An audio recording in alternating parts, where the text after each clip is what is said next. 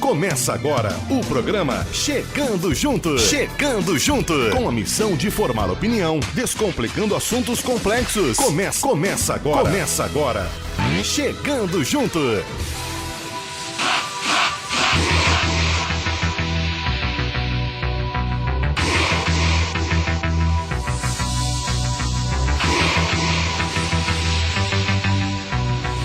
Quero agradecer a sua companhia e já apresentando toda essa turma que está aqui. Quer falar um pouquinho dos quadros aí, Vila?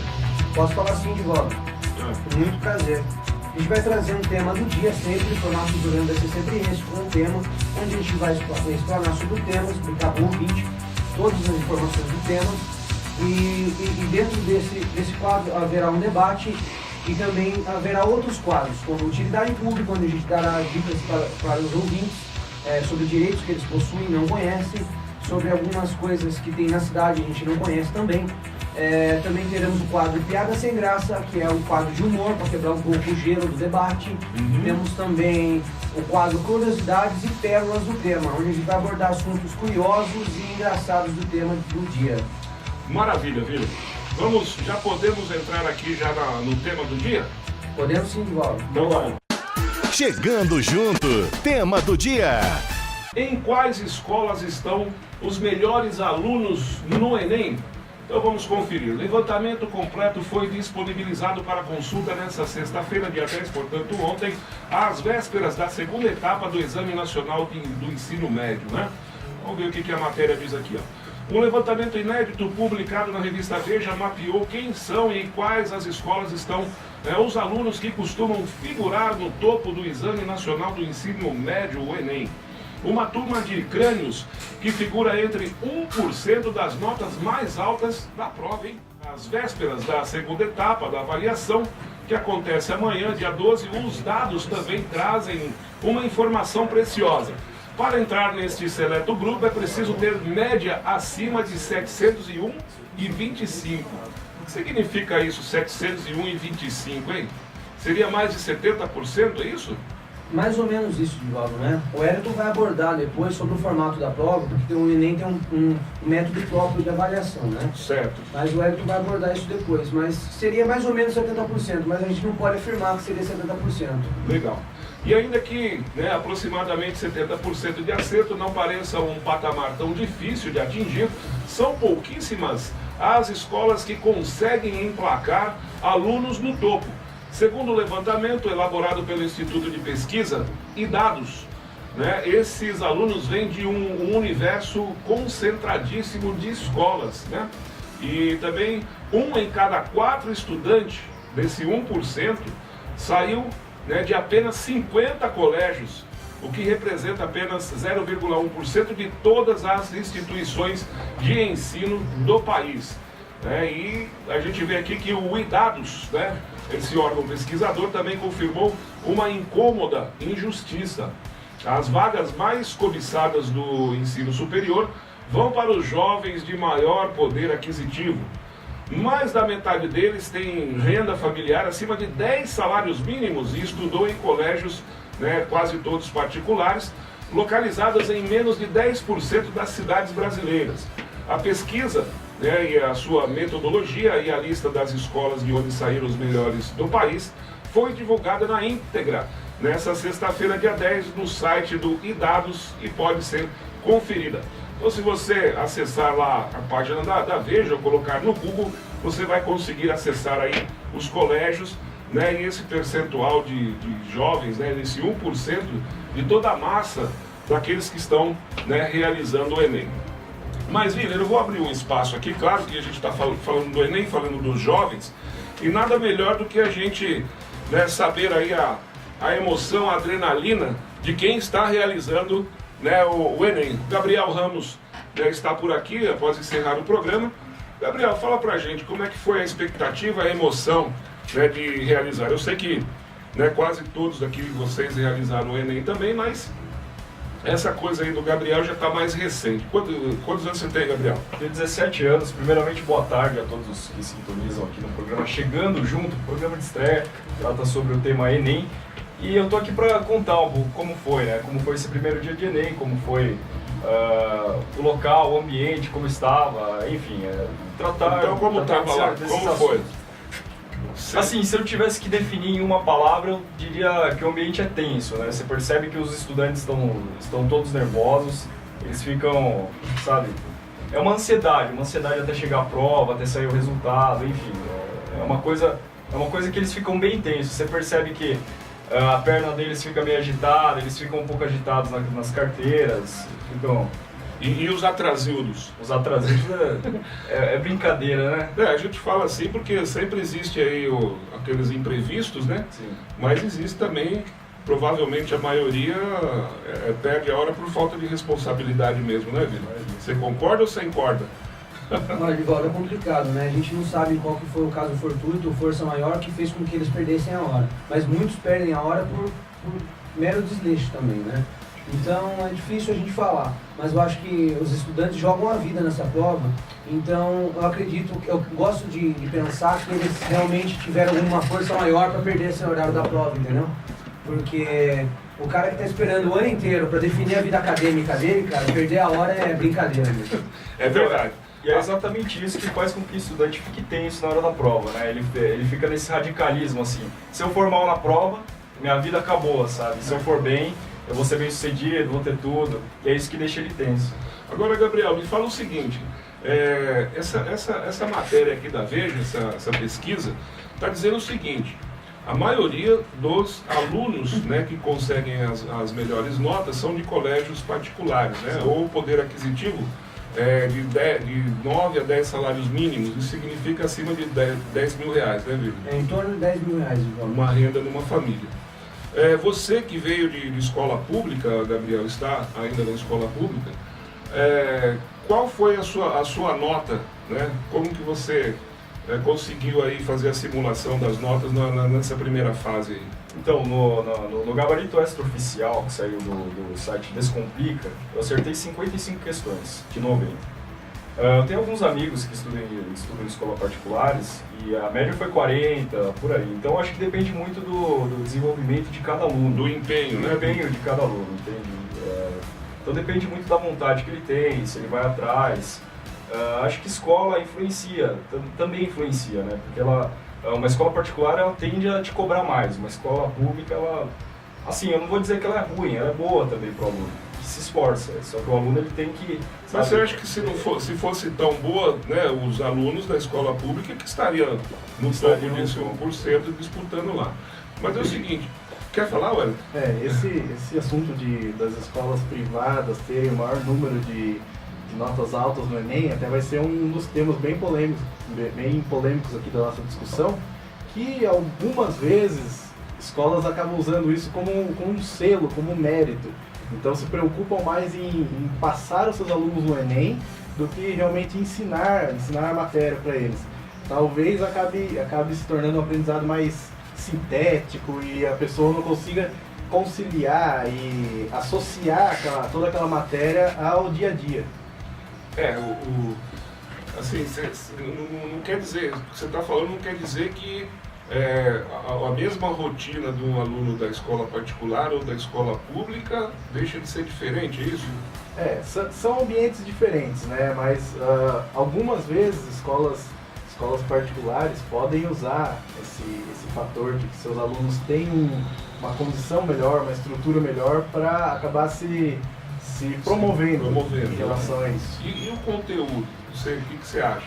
Você que viveu, acredito que você viveu esses ambientes. Já vivi os dois ambientes.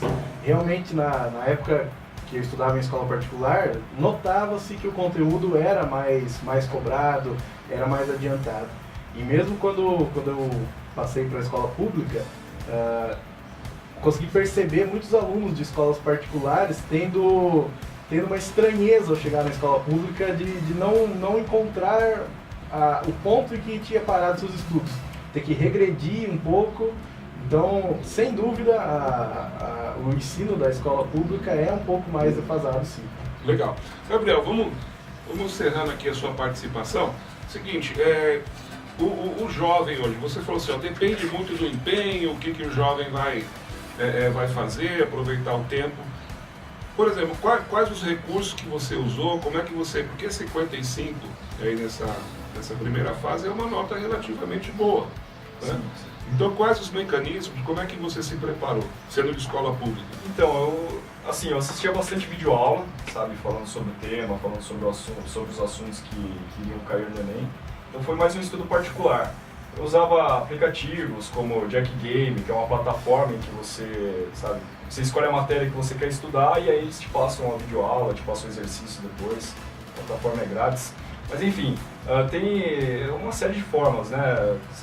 Tem um aplicativo que eu vi você usando lá? É o Jack Games. Jack Games? Jack Games. É muito bom. Conhece? Já ouviu falar, já? Não conheço, Ival. Na minha época, quando eu fiz o Enem, a internet assim, não era tão avançada assim. E engraçado, não faz tanto tempo. Assim, minha época, dá a impressão que o vírus... Eu fiz em 2010, Ival. Eu posso dizer que fiquei nesse seleto grupo, então, dos 701 aí. Né? Dos 5% que você citou no início do programa. Por isso que vocês estão aqui hoje no rádio, né? Tem certeza que vocês estão no lugar certo? Mas legal.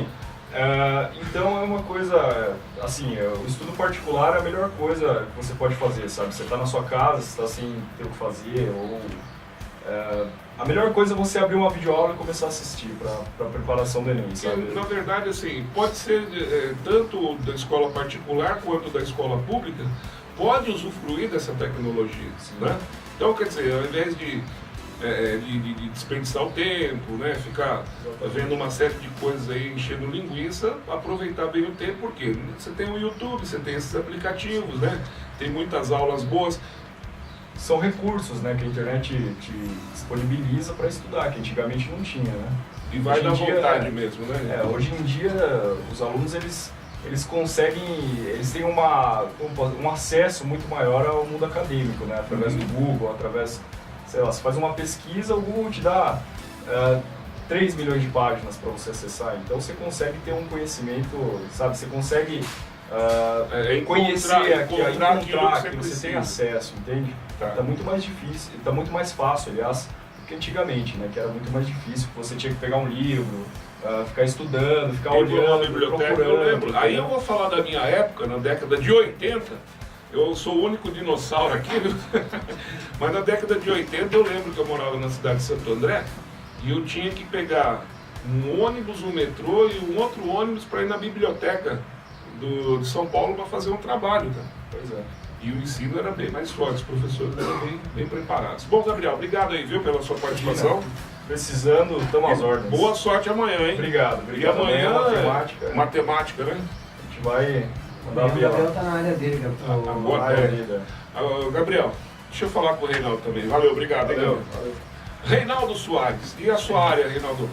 Faço engenharia civil também. Engenharia civil, qual a sua idade, Reinaldo? Tenho 19 anos. 19 anos, né? Praticamente um bebê que está aqui. Se a gente não estiver bem infiltrado, bem sintonizado com o que está acontecendo, às vezes a gente pode perder uma oportunidade, né, olha?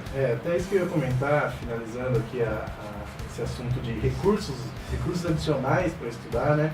Hoje em dia, apesar de a gente ter muitos recursos online, por exemplo, a gente vê dois pontos aí, um ponto ruim e um ponto bom.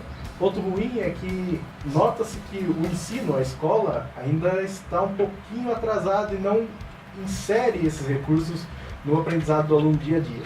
E um ponto bom é que o aluno tem que ter a própria iniciativa e tem que ter força de vontade para correr atrás disso. A maioria na área da educação oferecendo aí, né, de bandeja, de baseada, os cursos, né, de EAD à distância, né?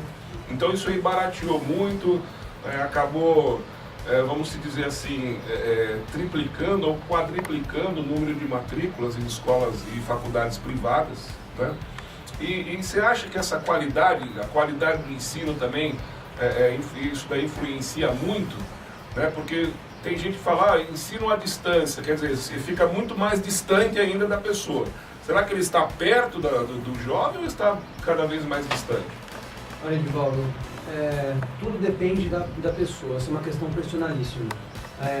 EAD, que é o ensino à distância, pode ser uma ferramenta muito útil para aquele profissional, aquela pessoa que quer se graduar e não tem tempo, trabalha o tempo todo, tem família. Então isso dá muita oportunidade para as pessoas que não têm essa oportunidade, que nem a gente, de pegar uma van todo dia para Sorocaba estudar e ficar um tempo lá e não ter essa disponibilidade de tempo. Então a EAD ajuda muito. Tudo depende do aluno. A escola quem faz o aluno, a universidade quem faz o aluno.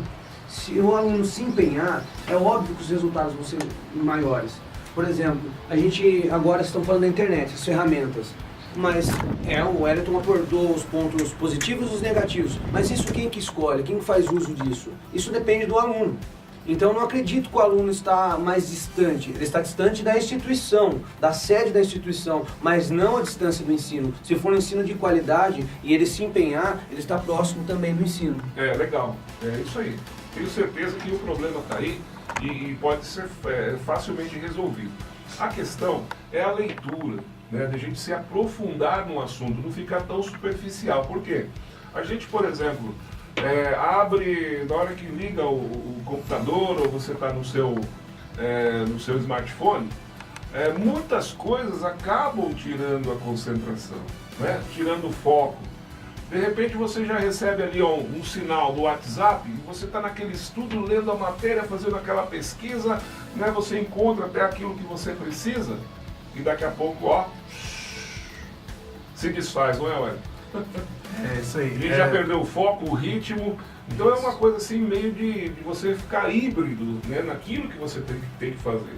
As suas metas, os seus objetivos. Como a gente está com muito acesso à informação, como o Gabriel mencionou, você faz uma pesquisa no Google, ele te dá 3.000 respostas de páginas que dentro de cada uma vai ter milhões de itens para você procurar.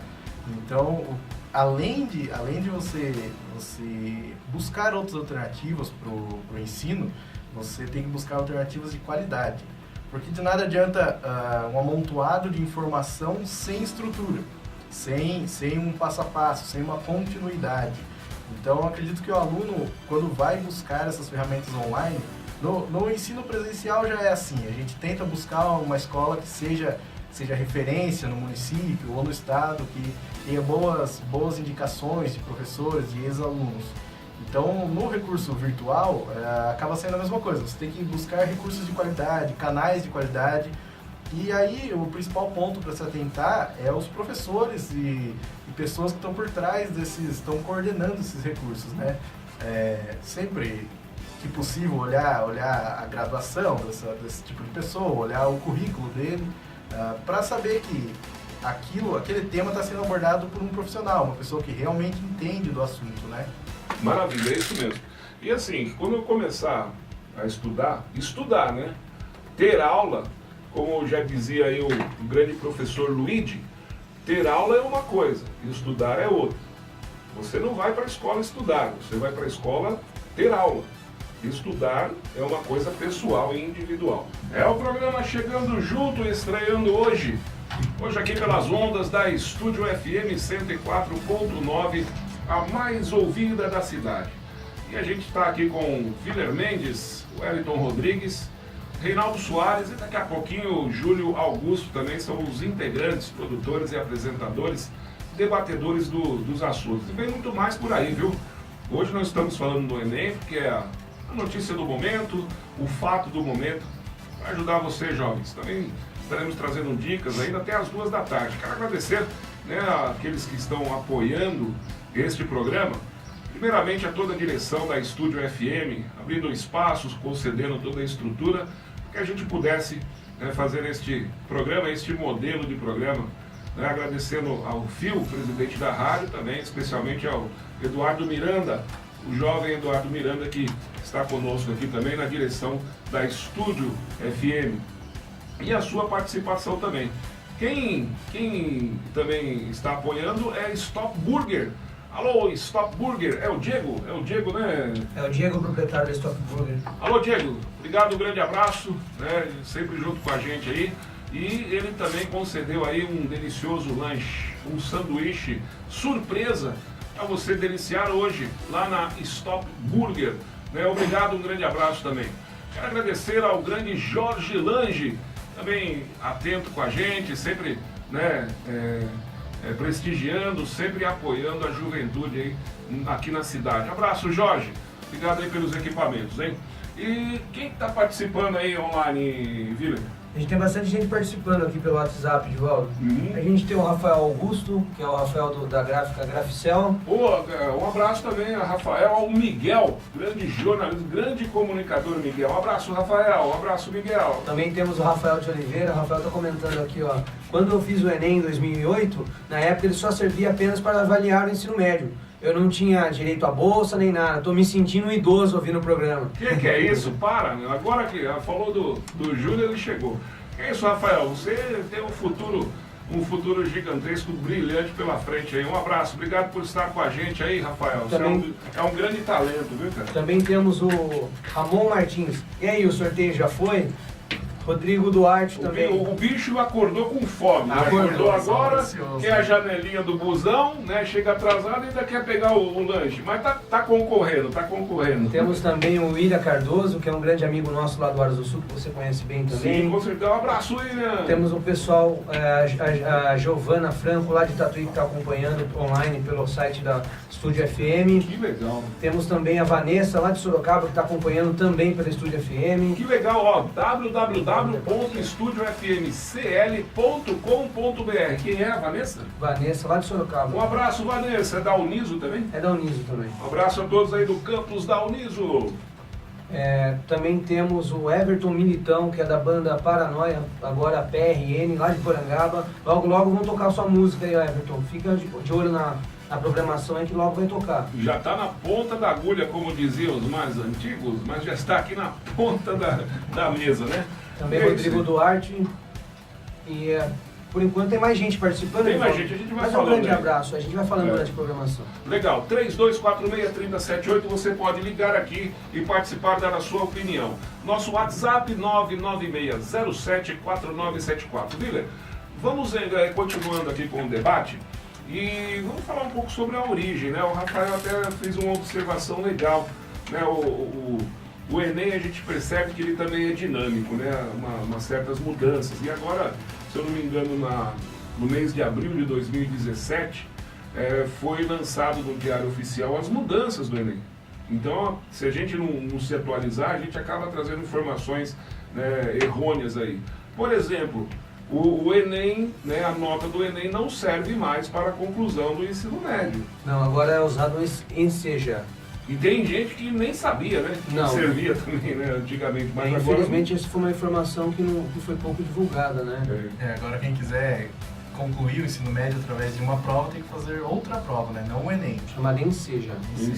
Vamos falar para o Júlio Augusto aqui, dar o boa tarde para o pessoal. Tudo bem, Júlio? Tudo bem, Edivaldo? Boa tarde. Puxa a cadeira, senta aí com a gente. Boa tarde. Com licença. Daqui a pouco o cara começa o programa e sai com um lordose aqui, tá envergadão e tal, aquela coisa toda. Não, e você sabe que lordose é um grande problema para o jovem, de tanto ficar sentado na frente do computador, né? E aí enverga a coluna. E fazendo outras coisas também. E aí, Julião, como é que tá? E a expectativa do programa? Eu sei que você estava com compromisso, por isso que você chegou agora, né? Sim, eu estava com compromisso, consegui chegar a tempo.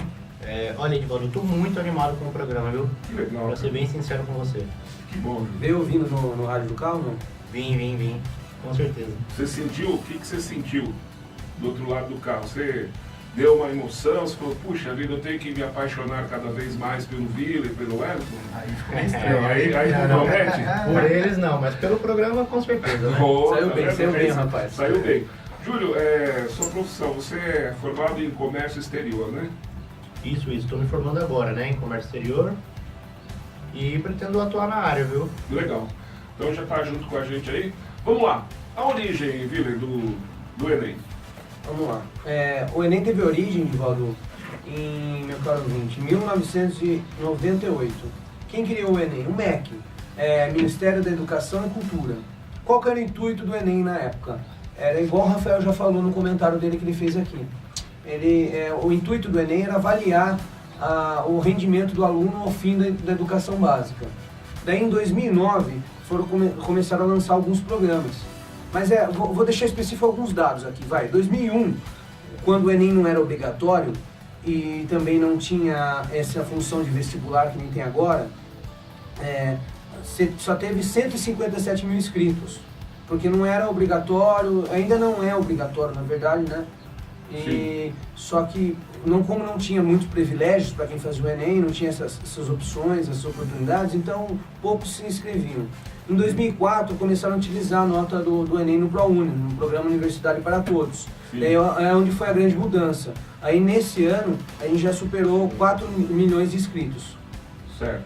E a mudança assim maior assim que houve 4 milhões você fala nessa em 2004. Em 2004, quando começou a aplicar o ProUni. Então veja a diferença. De 2001, 157 mil, para 2004, 4 milhões. Por quê? O jovem começou a se atentar à oportunidade que o Enem estava dando. Sim. Então, em 2009, começou aí a busca e a dramatização, que nem o Gabriel falou, de jogar a vida no Enem, SISU.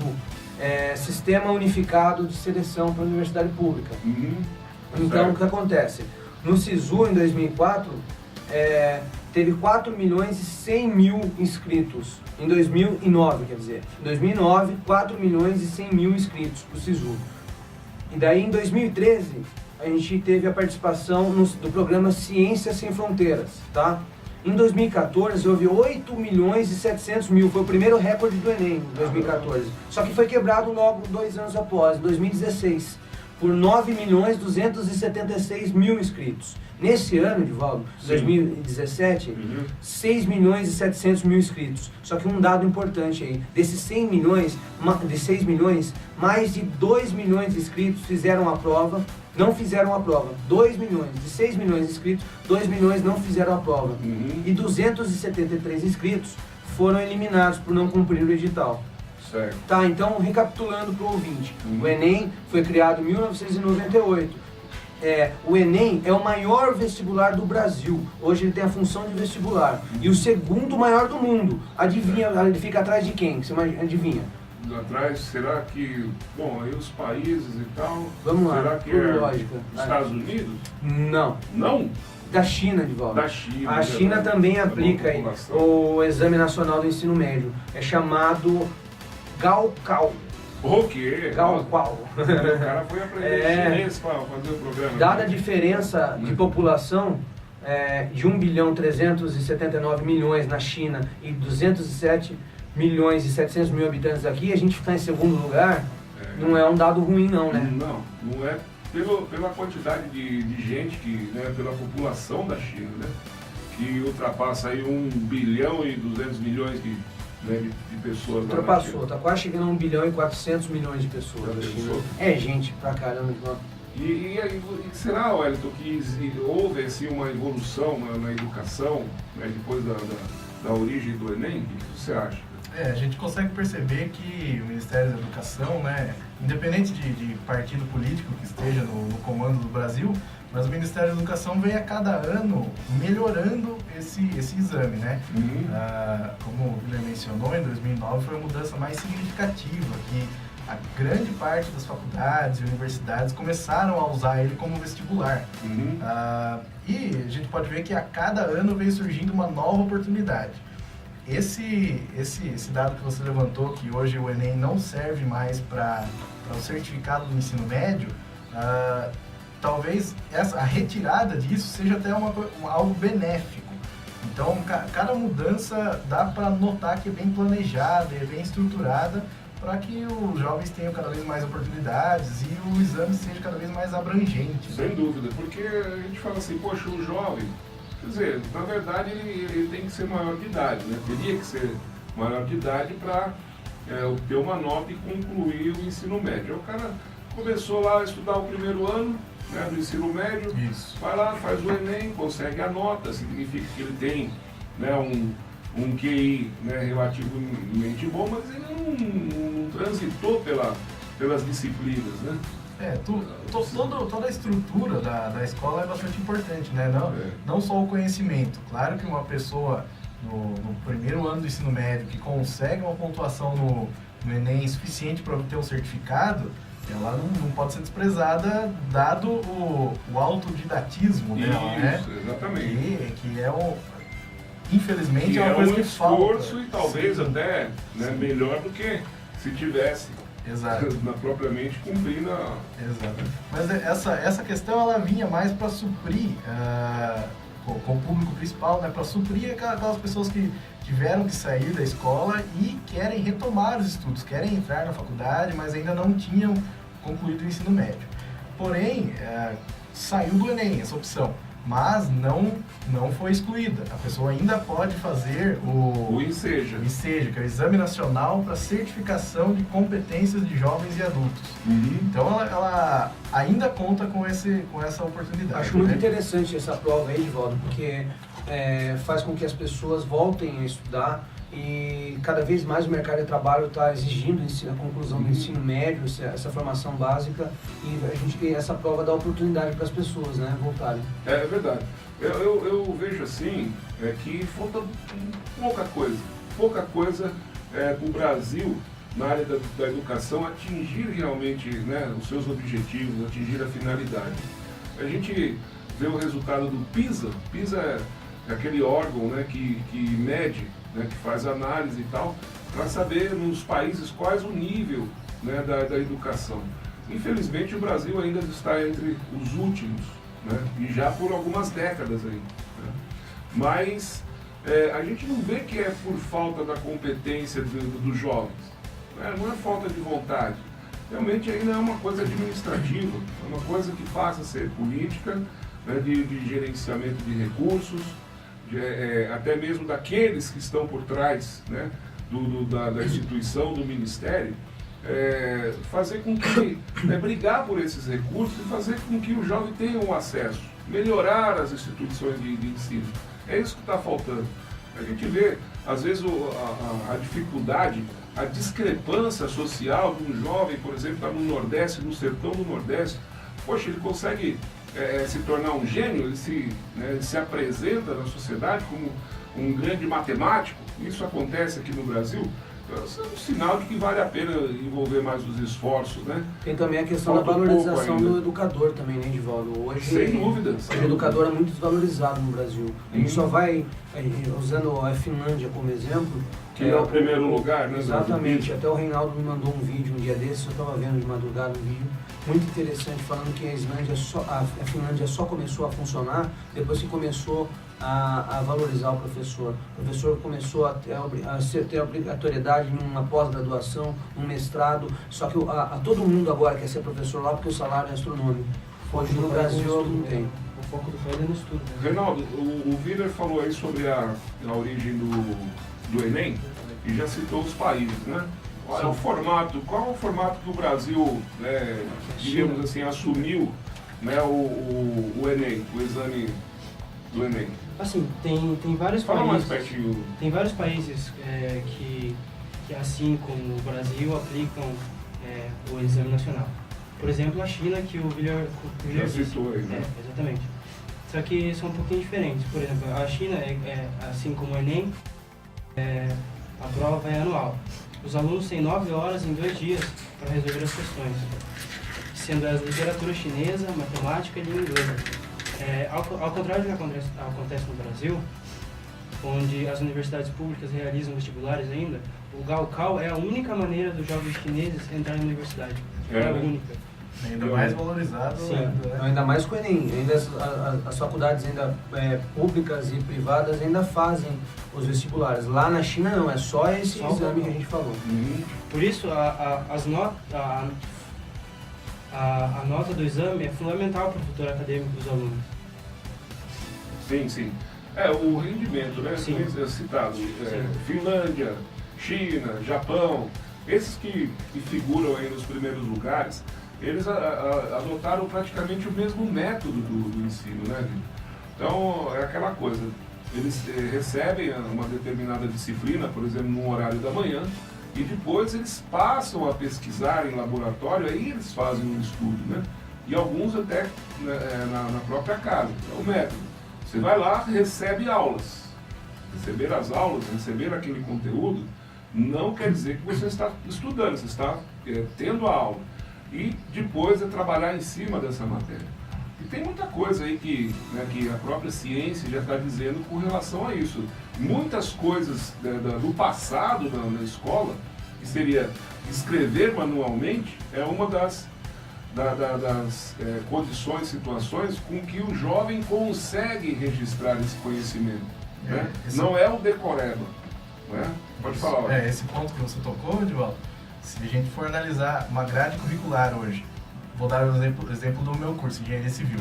A grade curricular do meu curso hoje, comparado com grandes faculdades mundiais, Harvard, por exemplo, é mínima a diferença. A grande diferença deles é que eles passam do período de ter aula para outras atividades extra-classe. Exatamente, aí que está a questão, né? E você não pode acabar usando o espaço da escola, permanecendo na escola ocioso. É que é o grande responsável por coordenar toda essa prova e organizar para que o Enem funcione. Só que ele não consegue, ele não faz isso sozinho, né? Ele usa de outros órgãos, outras instituições dentro dele para fazer acontecer o Enem. Dado que é a prova mais longa do Brasil e para muita gente é a grande prova decisiva, né, para o futuro, para a carreira, ele tem que se cercar de vários braços, digamos assim, para conseguir fazer acontecer com qualidade essa prova, né? A gente pode dividir, na verdade, essa fase em 2 pontos, a elaboração e a correção, que são os mais críticos. Na elaboração, quem é o responsável é o INEP, que é o Instituto Nacional de Estudos e Pesquisas Educacionais Anísio Teixeira. O que ele faz, basicamente? Antes da prova, ele realiza pré-testes com perguntas relacionadas ao ensino médio, que são feitas por professores de universidades públicas e privadas. Esses pré-testes, essas perguntas, né, são passadas para estudantes do ensino médio responderem, só que são feitas de forma sigilosa, porque é como se fosse uma pesquisa, um levantamento para definir o grau de dificuldade das perguntas. Então, os estudantes não podem saber que estão respondendo perguntas que podem ser usadas para o Enem, para não acabar contaminando os dados dessa pesquisa, né?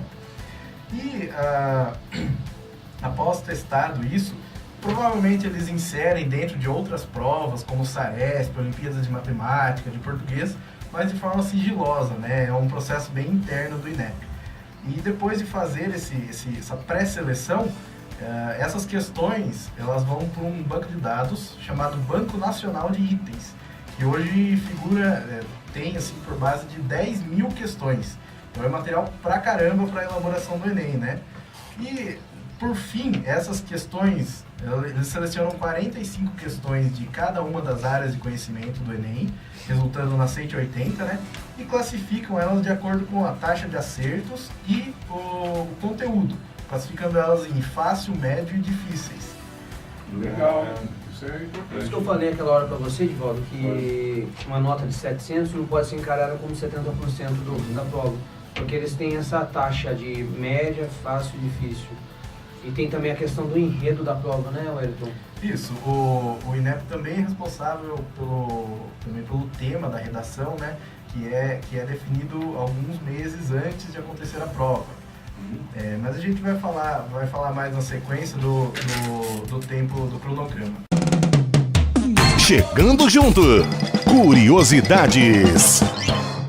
Tem uma curiosidade muito interessante aqui sobre o Enem, é que desde 2014 é possível que os candidatos transexuais e travestis coloquem seus nomes sociais nas inscrições.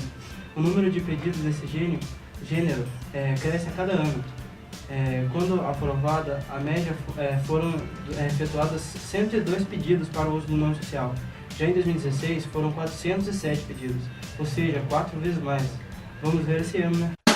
Chegando junto, tema do dia. É o formato da prova, né, Wellington? Isso, vamos entrar um pouquinho no formato da prova. Uma coisa interessante aqui é que a prova ela começa a ser feita 5 a 6 meses antes da aplicação. Por que isso é bom? Porque em temas como a redação ou perguntas de assuntos atuais, a pessoa tem que se atentar a estudar no semestre anterior, praticamente, da aplicação da prova. Muitas vezes acontece uma notícia bombástica, um acontecimento muito importante perto da aplicação e o jovem se atenta a estudar isso achando que vai cair com o tema mas na verdade a prova já está feita, né? Então é interessante começar os estudos desses temas atuais um pouco antes.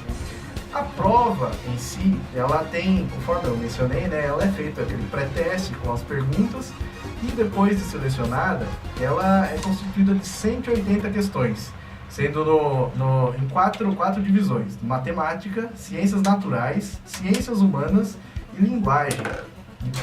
Além disso, com a redação também.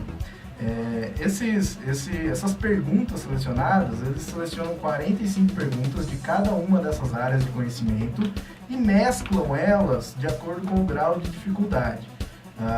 Em todas as áreas de conhecimento são aplicadas 25% de perguntas do nível fácil, 50% do nível médio e 25% do nível difícil. Por que isso é interessante? Na hora da correção da prova, se você comparar duas pessoas com o mesmo número de acerto, dificilmente elas vão ter a mesma nota, porque o peso de cada pergunta vai influenciar diretamente na nota final. Eu estava analisando aí uma questão, que é o seguinte: se o sujeito chegar lá para fazer a prova do Enem, assinar o nome e não responder nada, ele tem uma pontuação. Exato, porque acho que é 300 pontos se ele já pega sem fazer nada. Exato, não tem nota nula ou zero no Enem, porque a menor nota equivale a um pouco abaixo da pergunta mais fácil. E a pergunta extremamente fácil seria aquelas que são acertadas 100% das vezes nos pré-testes. Sim. Mas eles já trabalham em cima disso, retirando essas perguntas. Então, perguntas que têm muita taxa de acerto ou muita taxa de erros, eles já retiram e não selecionam por Enem. Por isso, não tem como tirar zero, mesmo que a pessoa só preencha o nome.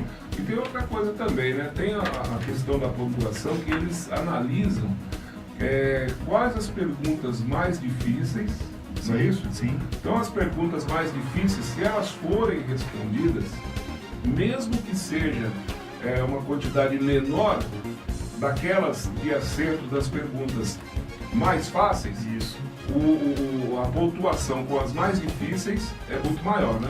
Exato. Na verdade, esse é um ponto legal, mas é um ponto para se atentar também, porque eles não corrigem somente acertos. O peso das perguntas também está atrelado à coerência das respostas. O que isso quer dizer? Se você acertar muitas perguntas do nível difícil e errar muitas perguntas do nível fácil, eles começam a ter uma margem de consideração que foi por chute. Então, a ideia, ou seja, você tem que se preparar para conseguir responder todas as perguntas da prova.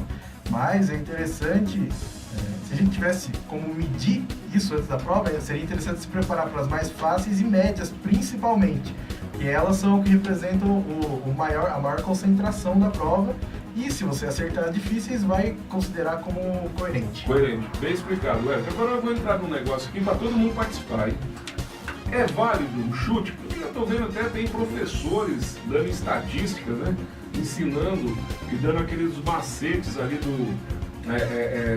técnica do chute.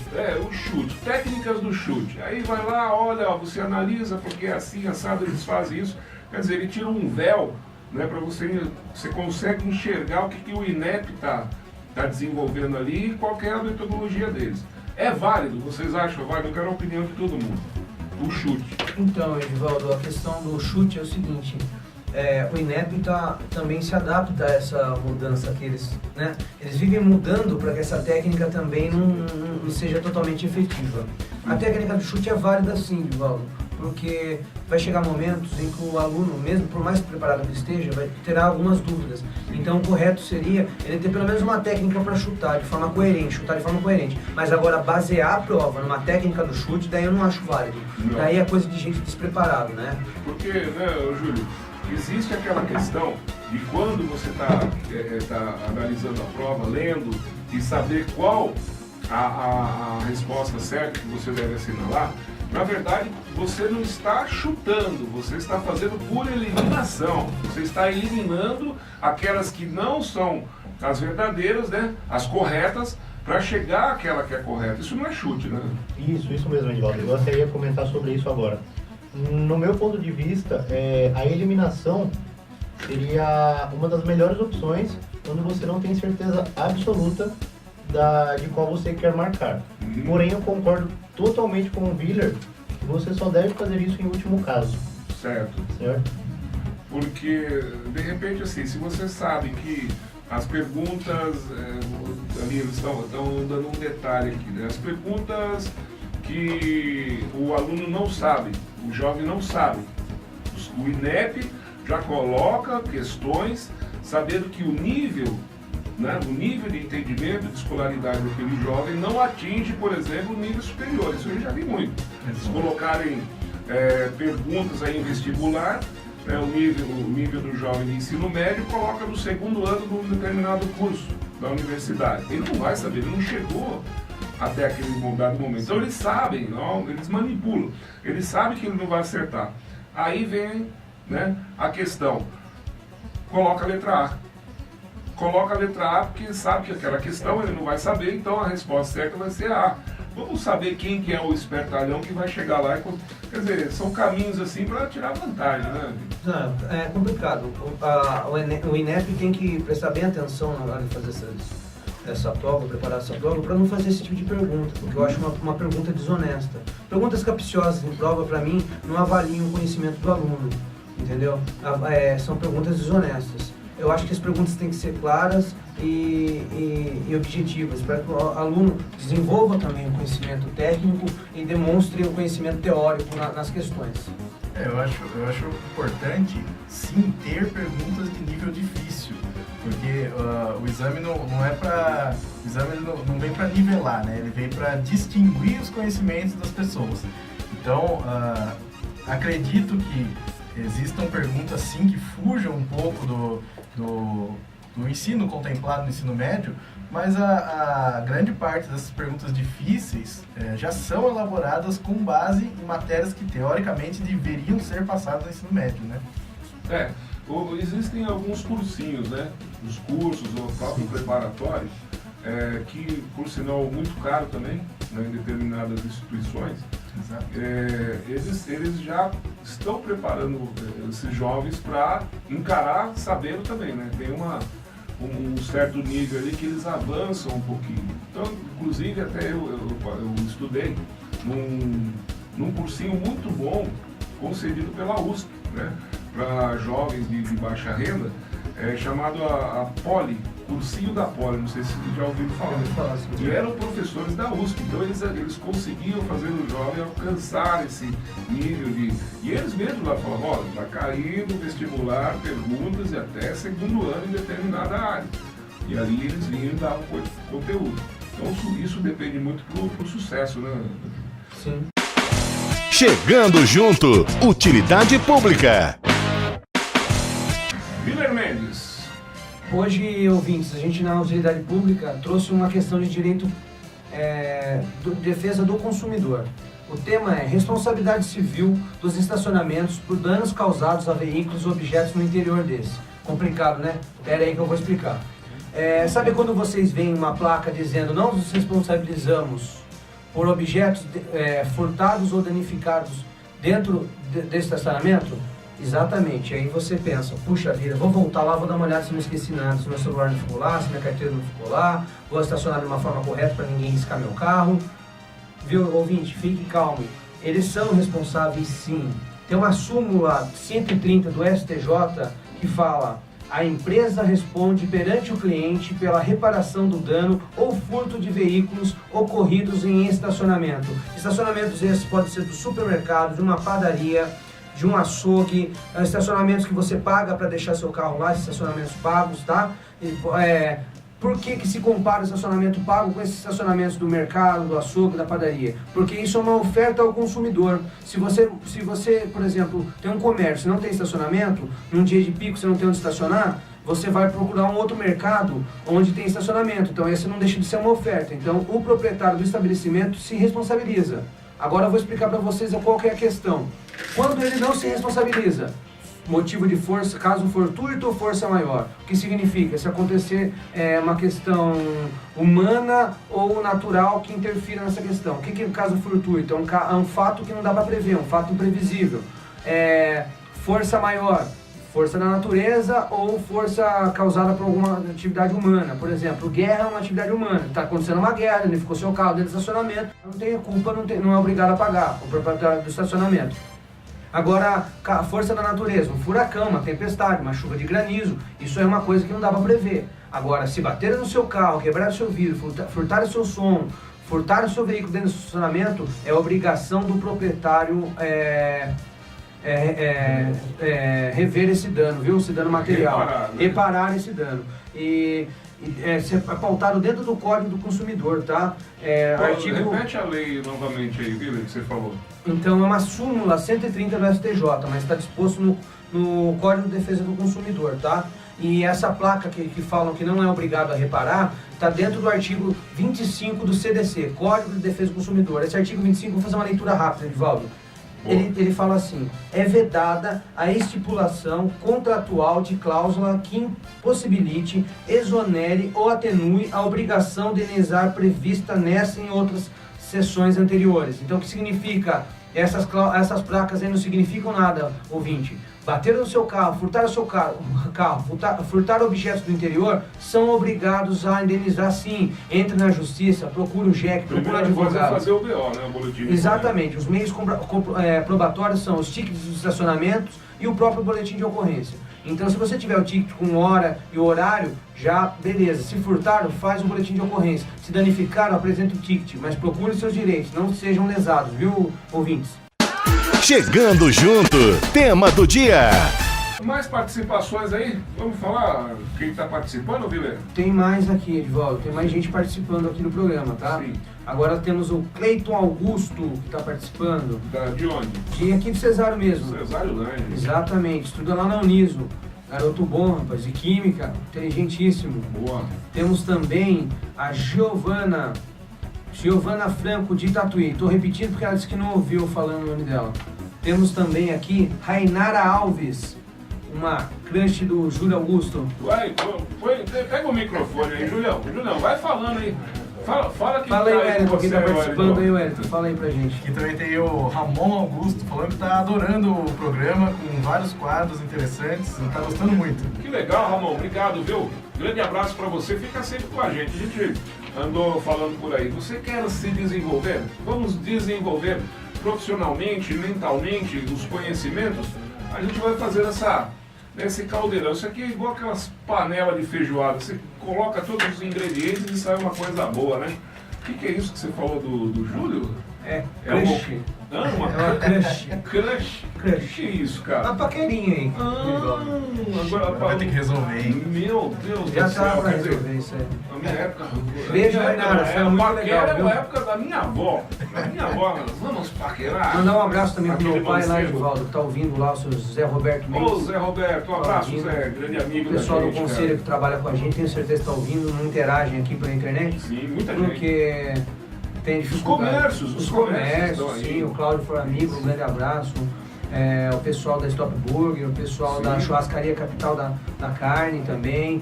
Estão lá o Renan, o pai dele, todos estão ouvindo a gente, estão sintonizados. Um grande abraço para todos esses. Maravilha, e até o final do programa, às 2 da tarde, nós vamos presentear você aqui com um delicioso e surpreendente lanche no oferecimento da Stop Burger.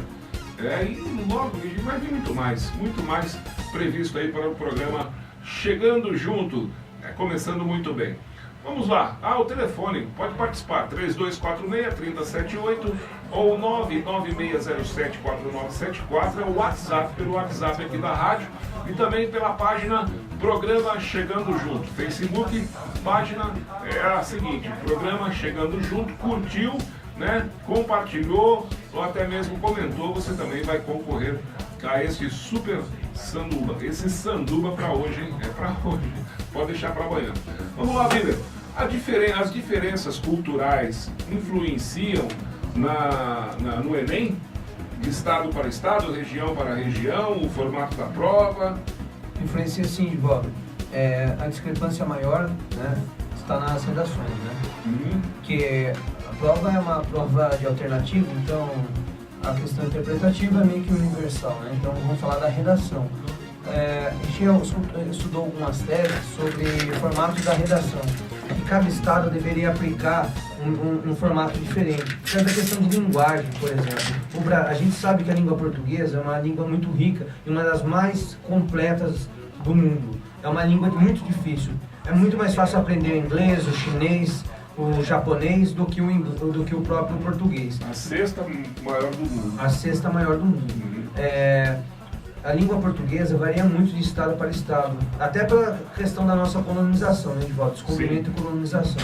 Então eu acredito que aplicar um tema para cada estado seria mais interessante, teria uma prova diferente para cada estado. Como que seria essa proposta, Edivaldo? Essa proposta não é minha não, estou defendendo tese de outros profissionais e educadores da área. São coisas tá? já concretas. São coisas concretas, né? Quem sou eu para defender um tema? Eu apenas leio, observo, absorvo e estou repassando para o ouvinte ficar bem informado. O que esses profissionais sugerem? Vamos explicar o que eles sugerem. Eles sugerem um formato de prova para cada estado, dadas as variações. E o próprio órgão INEP aplicaria, mas e continuaria fiscalizando, fiscalização seria nacional, só que a prova teria um formato diferente para cada estado. Eu não sei se meus colegas aqui concordam com essa tese. Você concorda com essa tese? Eu acredito que o INEP teria que trabalhar bastante nesse caso em adequar as perguntas certas, selecionar as perguntas certas para cada estado. Hoje em dia, a seleção das perguntas é feita por sorteio, então eles teriam que sortear o mesmo número, obviamente, de questões fáceis, médias e difíceis para cada estado. Por que isso? Para equivaler o mesmo nível de dificuldade do Enem no Brasil todo, né? Mas acho que o principal item que isso impacta é, às vezes, no tema da redação ou na própria escrita da redação, que muitas vezes pode ser corrigida por professores de outro estado que acabam considerando algumas coisas, algumas variações do português como erradas, né? Aí é o seguinte, essa questão, essa divisão cultural, entre aspas, né? A gente tem que entender a realidade de cada local. Então, de repente, para você ter uma ideia, no sul do país existe um dicionário próprio. Você sabia disso? Exato. Existe um dicionário próprio para eles. Eles têm uma espécie de dialeto. Como o Willer falou, o Brasil é imenso, né? É um país continental, né? Se divide. Então, não se compara, por exemplo, o sul do país, né? O formato, a cultura, com o norte do país, por exemplo, que ali também tem outros termos e tudo mais. Então você não vai jogar uma coisa... É muito difícil você fazer alguma coisa neutra no país, totalmente neutra. Né? Então se você colocar um determinado dialeto do sul e jogar lá para o norte, vai ter essa diferença. Eu acredito que seja por isso que o formato das provas são diferentes também de cada estado. Né? Na verdade não são diferentes, deveriam ser. Deveriam ser Diferentes, né? Não são diferentes. Porque quem somos nós para julgar, por exemplo, se por exemplo, uma pessoa do Nordeste, de vez usar a palavra vamos conversar, usar vamos resenhar, não somos nós para dizer se está certo ou errado.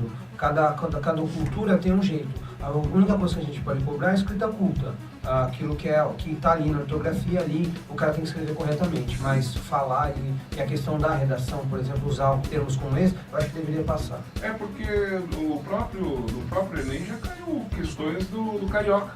Exclusivamente do carioca. Então, quer dizer, você é obrigado a sair desse universo e entrar ali. Tudo bem. Isso vai trazer mais cultura, né, para qualquer um conhecer.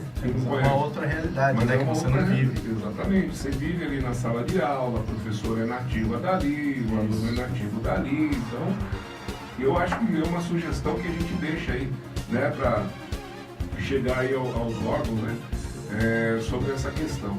E o Júlio? É o Júlio que vai participar agora, Júlio? Isso aí, Edivaldo.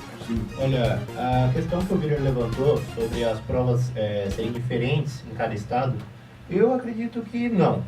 Eu acho que haveria um certo preconceito. Você acha que não deve ser diferente? Não deve ser diferente a prova em si, a montagem, as questões. Mas a parte do dialeto, do português, concordo plenamente com o que vocês falaram, tá? Mas, Júlio, você acha que na sala de aula o que está sendo passado pro pessoal da região do norte ou nordeste, está sendo passado também pro pessoal do sul ou do sudeste?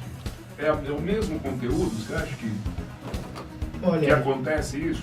olha, Edivaldo, É difícil de falar, né? é difícil de falar, né? É porque a gente vem aqui da região do sul, sudeste, né? E não sabemos o que está sendo passado lá. É, Mas na teoria era para ser a mesma coisa, correto? é correto. Assim, analisando que o Enem é uma prova idêntica para todos. Vamos especificar. Se a prova fosse, a prova está sendo universal, mas o ensino não é universal. Exatamente. Então a gente muda a prova ou universaliza o ensino. Chegando junto, piada sem graça.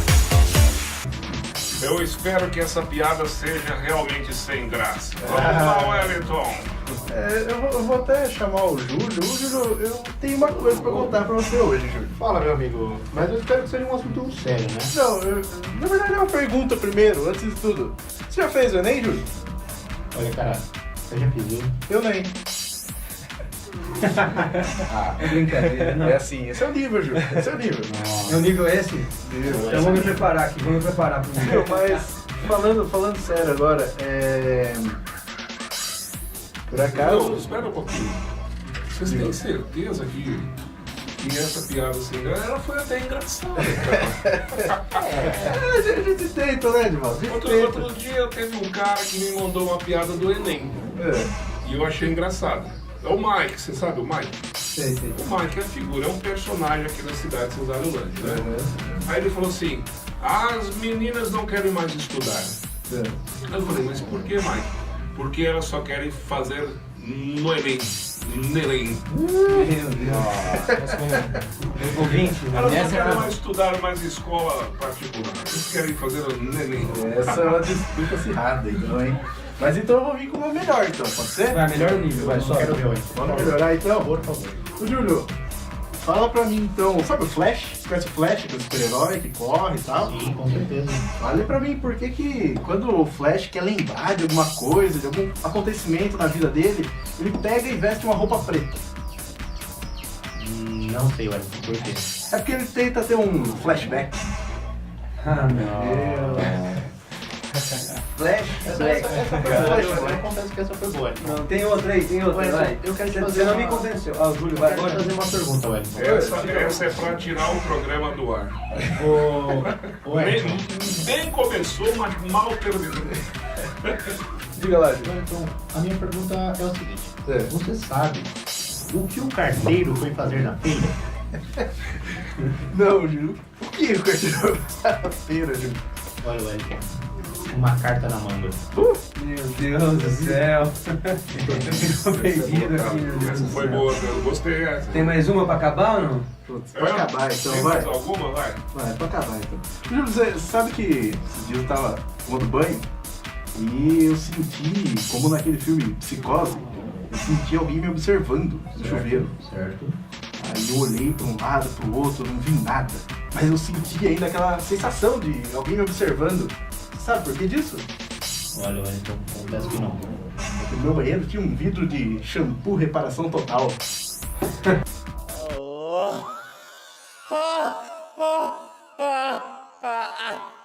Aí ele volta.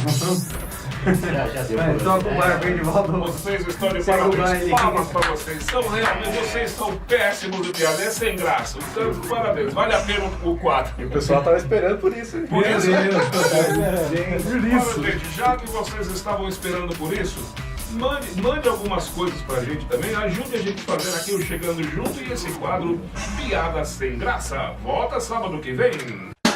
Chegando junto, tema do dia. Voltando ao nosso tema, já estamos caminhando aqui para o final, né, da nossa discussão, do nosso debate, que está muito bem elaborado. O WhatsApp da rádio, um alusão para o Geninho, é o Geninho do Brasil. Amanhã por aqui, hein, Geninho? Ele está dizendo o seguinte: show de bola, o novo programa. Edivaldo e toda a galera aí, parabéns do Fio e a toda a direção da rádio e toda essa juventude. Tá em casa ouvindo, curtindo a gente. Abraço, Geninho, obrigado aí, viu? Já deu algumas sugestões aqui, a gente já vai passar para a pauta, viu, Geninho? Vamos discutir isso aqui, essa sugestão sua. Mais alguém aí, gente? Recapitulando aí, o pessoal que estava acompanhando aí, o William Cardoso continua aqui dando sugestões, Giovana Franco também, o professor Alexandre Unger lá de Sorocaba. Professor, estou aguardando o senhor aqui, viu? Prazer tê-lo aqui, viu, o senhor professor? vai vir aqui, a gente já definiu o tema lá na faculdade, a gente vai falar sobre impeachment, Edivaldo. No mês de dezembro, galera, a gente vai passar a data para vocês. A gente vai falar de impeachment. O professor é especialista em direito constitucional, ele vai explicar como que faz o processo de impeachment, eleições diretas, indiretas, todo o processo legislativo e político do Brasil. É muito interessante esse tema aí, Edivaldo. Muito mesmo, com certeza. Ainda tendo a ilustre presença aqui do professor Alexandre. Exatamente. Alexandre Unger, procurador do município de Sorocaba. De Sorocaba, puxa vida, vai ser uma honra recebê-lo aqui, viu? Com certeza, estou ansioso pela vinda dele aqui. Com certeza.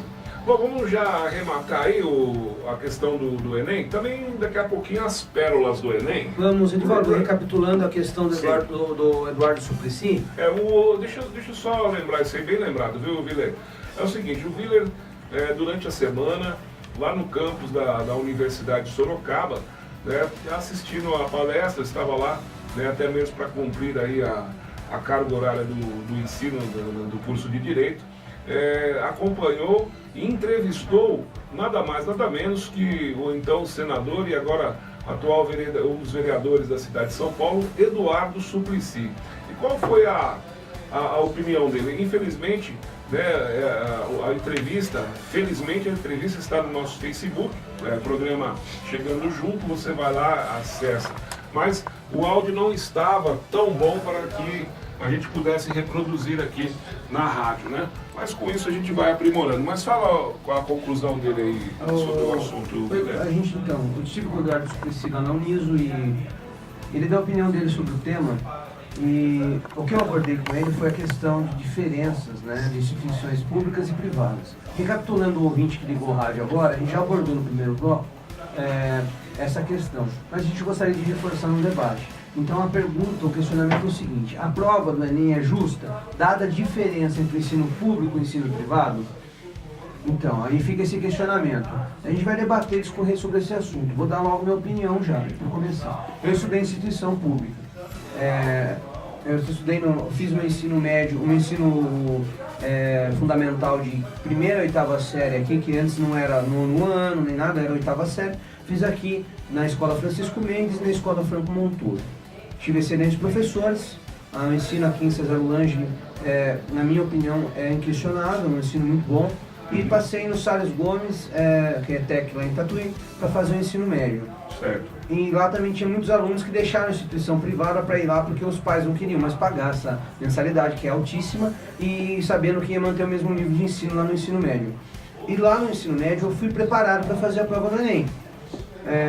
Todos os dias a gente tinha matérias e falando em vestibular, os professores incentivando a gente a passar em universidades públicas, e eu tive esse ensino. Mas e esses alunos que, por exemplo, estudam em outras instituições, onde tem classes superlotadas, professores que não vão até a instituição, professores que não estão de licença e não tem substituto, e daí? Esses caras estão em pé de igualdade? Esses alunos estão em pé de igualdade com um aluno que está na instituição privada, que está recebendo essa preparação que eu tive no Salles e que o pessoal recebe no rango, no objetivo, no educativo, no ideal da vida? Será que estão preparados mesmo? Será que estão em pé de igualdade? Isso aí foi discutido bem, foi falado bastante, né, Viller, aqui. Foi. E a gente chegou à conclusão que não. Que não, Infelizmente não. Mas que também chegamos à conclusão que se o estudante tiver força de vontade, ele tem bastante ferramentas em mãos para que possa otimizar os estudos. Ir lá ter aula. E quando não tiver aula, buscar a aula na internet. Que são ferramentas que possam ser utilizadas. Ainda continua em desigualdade, mas são ferramentas. Também vai do empenho do estudante. Ficou claro aqui no debate. Tal a história. Quanto mais defasado for o ambiente dele, mais ele vai ter que correr atrás. Aí vai depender da força de vontade de cada um em correr atrás dos seus objetivos.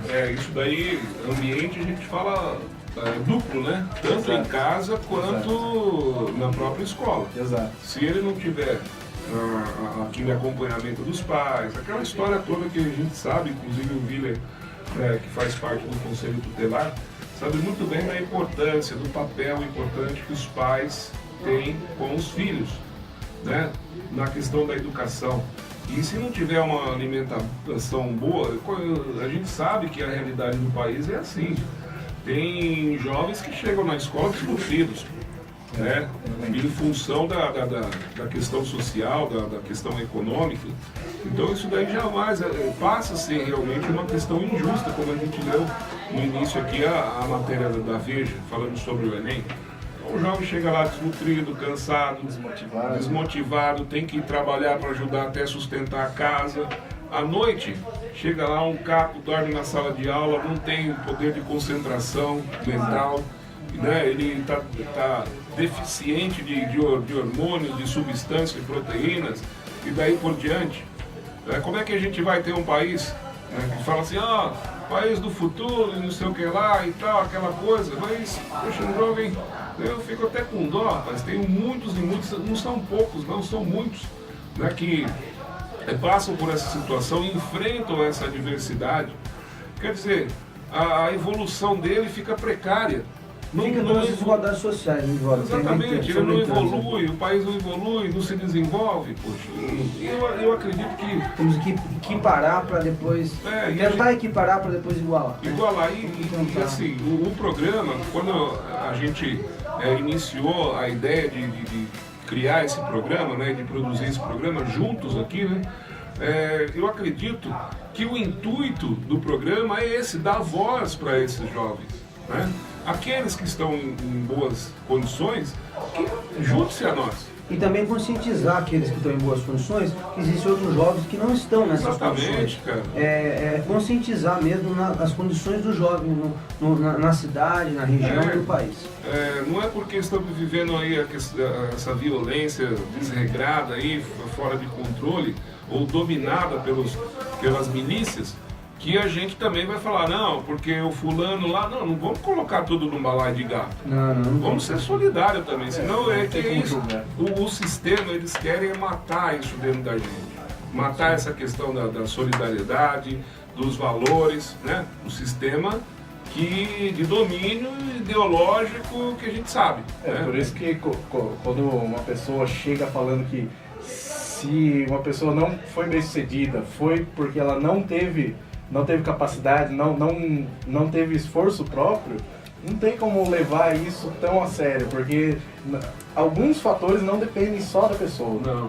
Não vamos, não estamos aqui alimentando o sentimento de vitimismo. Não é isso? Não, porque eu sou assim, porque eu sou negro, porque eu sou pobre, porque eu sou isso, sou aquilo, né? Não é isso. Não, isso que a gente alimentar o vitimismo não é correto. Cada um é responsável pelos seus atos. Mas a gente tem que dar condições para as pessoas se desenvolverem. Exatamente. Porque as pessoas que estão em pé de desigualdade têm que brigar, lutar em dobro para chegar num patamar, para poder igualar, para depois tentar superar quem não está nessas situações. Então, a gente tem que primeiro dar condições e depois cobrar. Não adianta falar, fulano não chegou porque não quis. Não chegou porque não teve oportunidade. Deu oportunidade. A corrida, Rivaldo, é diferente. Um cara que larga na frente, então 50 metros à frente, quem vai ganhar a corrida? Quem está 50 metros à frente. Então, a função do Estado é igualar essas desigualdades para que as pessoas possam chegar ao seu pleno desenvolvimento aí, né? Sem dúvida.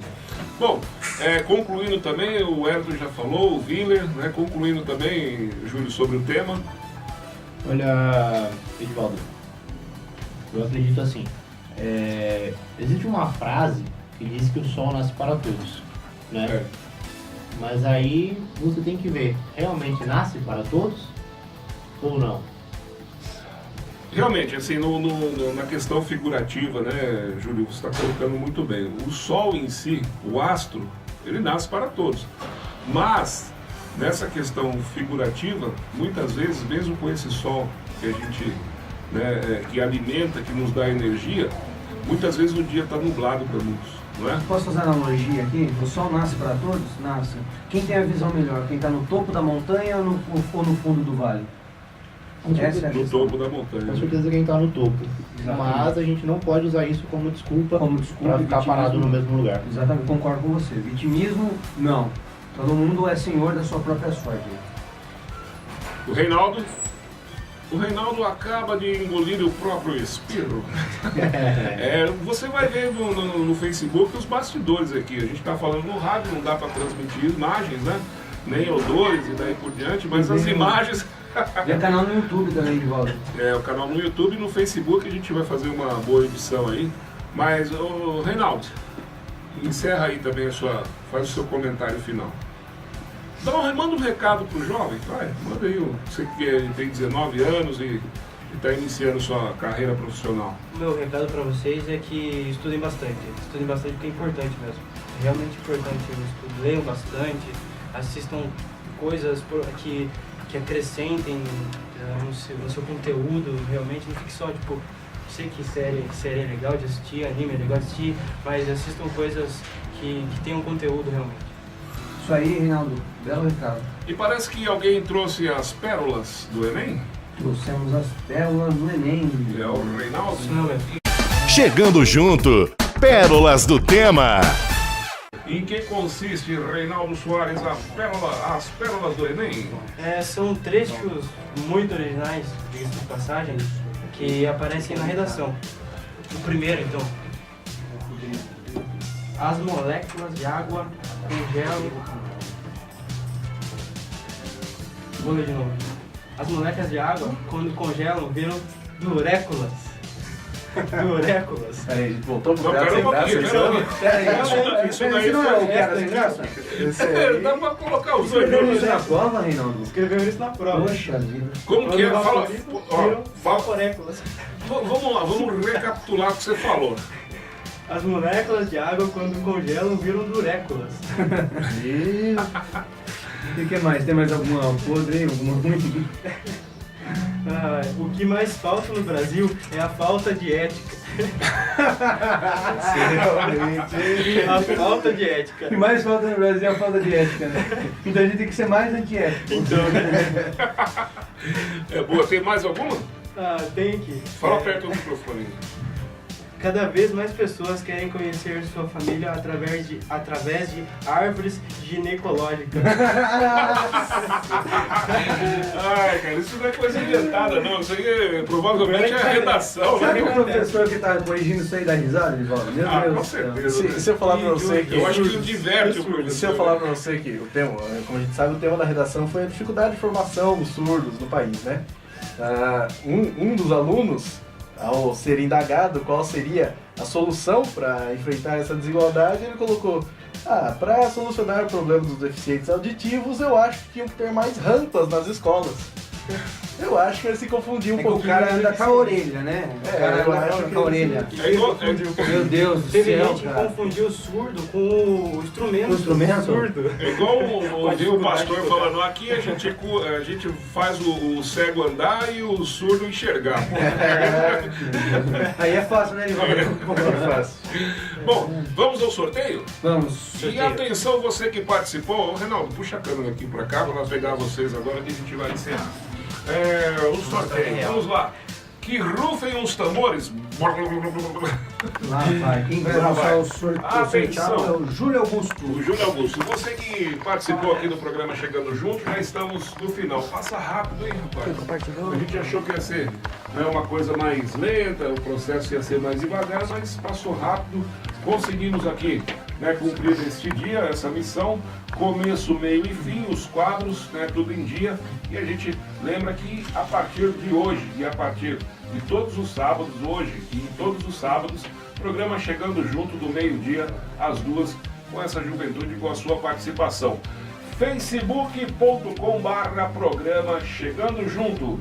Júlio, o ganhador do delicioso lanche no oferecimento da Stop Burger. Edivaldo, o ganhador de hoje é o Rodrigo Camargo. Rodrigo Camargo. Ei, Rodrigão.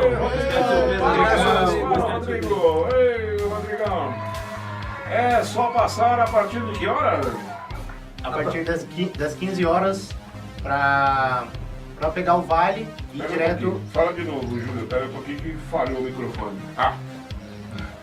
É verdade, é o contato ali. Agora, vamos lá. Edivaldo, é só Isso. passar a partir das 15 horas, pegar o vale, lanche com a gente e ir diretamente na Stop Burger. Pegar onde? Aqui na rádio. Não é melhor a gente passar o nome pro A gente Diego? vai passar o nome pro Diego também. E aí o Rodrigo, E o Rodrigo retira lá. apresenta o RG. Tá? Isso. É porque senão o O Rodrigo vai procurar esse vale aí, não vai achar e vai ficar... A gente entra em contato com ele e deixa tudo certinho. Certinho, e avisa o Diego lá, dentro da Stop Burger, para apresentar o RG, né? Edivaldo, eu queria dar um recado. Pode falar, é o seguinte, todo sábado, no final dos programas, a gente irá sortear um brinde. Tem que compartilhar e marcar 2 amigos lá na página. Fique atento à página que vai vir outras promoções também. Ao longo da semana a gente vai semana a página não para não, é só de sábado que a gente vai aparecer não, hein? Legal, vamos encerrando essa primeira edição do programa Chegando Junto e também queremos a sua avaliação, viu? Depois aí os comentários, né, agradecendo aí a Stop Burger. E você, né, que ouviu, sabe que já existe este produto aí do audível e visual? Colabore também, ajude-nos a manter esse programa e crescer muito mais.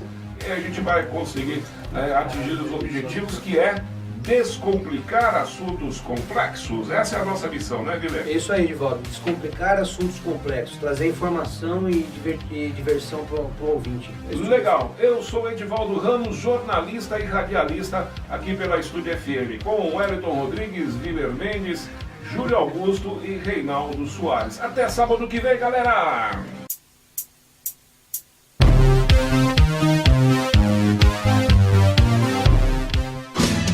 Você ouviu na Estúdio FM o programa Chegando Junto, todos os sábados do 12h às 2h. Conheça mais do programa na nossa página facebook.com/Chegando Junto.